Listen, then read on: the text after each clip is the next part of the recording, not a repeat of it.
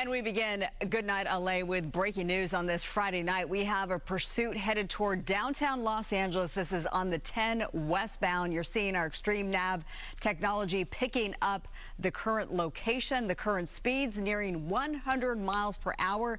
That right there is a red Dodge Challenger. Now we're hearing from CHP that the want here, speeding and tinted windows. Obviously, we know those are illegal, but speed's obviously a significant problem on this Friday night, above 100 miles per hour. We have police specialist Tim Lynn on the line with us on this Friday night. Tim, what do we make of this? Well, Marla, good evening. What we're hearing from the reports is that this possibly came from a street takeover that a vehicle took off from. So the tinted windows and the speed are just the reason for the stop is why they give that out. And once they take off, that turns into a failure to yield and then ups the ante on the violations and on the crimes. So right now, going 110 freeway at the 10, crossing over there, it's going to see which way he's going to go as he comes through this area. But very high rates of speed, very erratic moves through the lanes and getting around traffic that is moving along at freeway speeds.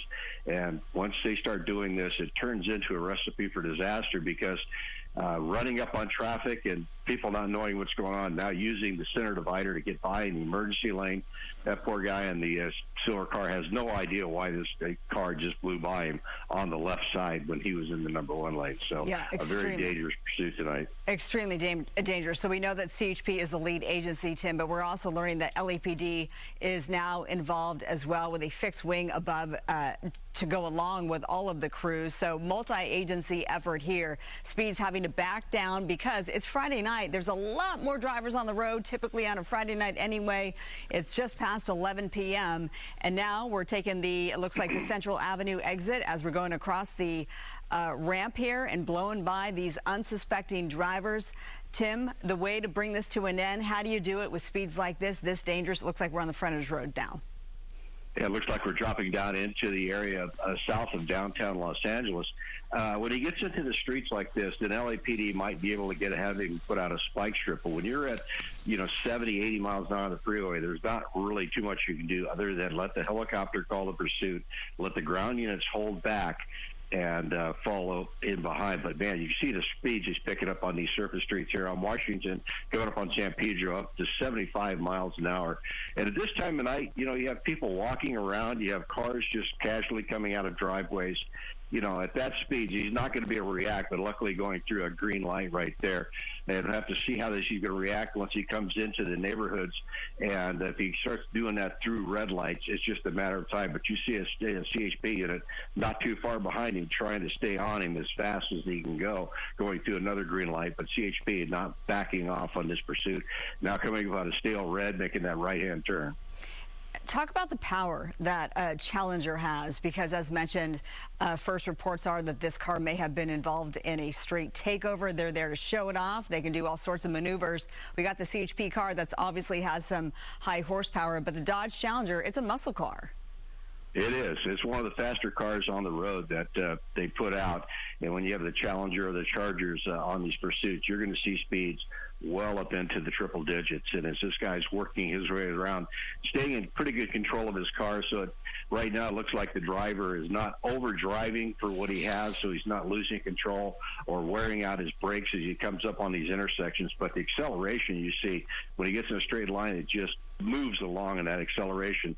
But the one thing he is not going to outrun is that night sun from that helicopter that's overhead.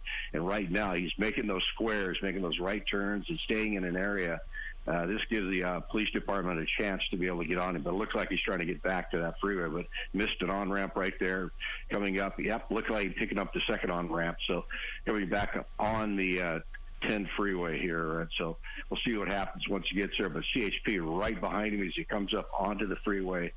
We'll see how fast he goes and where he goes, but it looks like he may have blacked out. I don't see any taillights on the car. It looks like he did, in fact, turn the lights out, which is an interesting maneuver as we're coming up on the 10 freeway. We're back here. Now we're in the eastbound direction, just passing the Central Avenue exit. I have yet to see this where lights just, this is part of the strategy? What will this do for him? He hopes to get so far ahead of the ground unit that the ground unit won't be able to keep track of them and miss the off-ramp. So with the cars and the daytime running lights, they still have a little bit of light ahead of them where they can see, but the back end is completely blacked out. And as you're in pursuit behind these vehicles, they start mixing in with traffic like this. You're trying to stay up with them because now he has gone through vehicles. People are now nervous and scattered. They don't know what just happened, and all of a sudden now you're coming up, and the problem is you're having to weave your way through that same traffic that he just excited as he went by. So looking ahead, trying to pick up on those taillights is very tough for the officer on the ground, but the air unit will direct that officer. So he's just hoping he can catch an off-ramp, get off the freeway, and then speed down and get ahead of enough to where he can go under something or hide somewhere to be able to get out on foot and blend in with the crowd. All right, so we're 10 eastbound, speeds now about 55. He's gonna pick up those speeds just as soon as he gets some open road, and that's what's happening right now. So now we're already up to 70 miles per hour. At one point we were well above 100 miles per hour. No lights, extremely dangerous. Obviously, if you know somebody on the road this late hour, please alert them to this danger on the road. The other thing to keep in mind from CHP's perspective, law enforcement's perspective, we don't know how many people are inside. We don't know if they're armed. Law enforcement always assumes that whomever is behind the wheel, whomever is inside, is in fact armed. As we get a closer look, though, Tim, at this Dodge Challenger, those windows we mentioned wanted for tinting, absolutely 100% pitch black windows. And now it looks like he's just coming to a stop, and it looks like there's some damage to the side of the vehicle as well. This is wild. Yeah, it is, and it could be a very simple thing as he just ran out of gas, or at the point he's figured, you know, I've chased so hard here, I'm just going to give up and then see what happens with law enforcement and the courts. So right now it just looks like a simple give up. You're just going to walk back to the officers, follow their instructions. So, you know, maybe he just figured, I'm not getting away. These officers are staying with me. The helicopter's with me, so there's no sense putting myself in danger. And actually, a pursuit suspect using a little bit of common sense here. Yeah, I mean, thank goodness with those speeds, so scary. Right. So here we are. This is the eastbound 60, I think I saw from the Extreme Nav technology.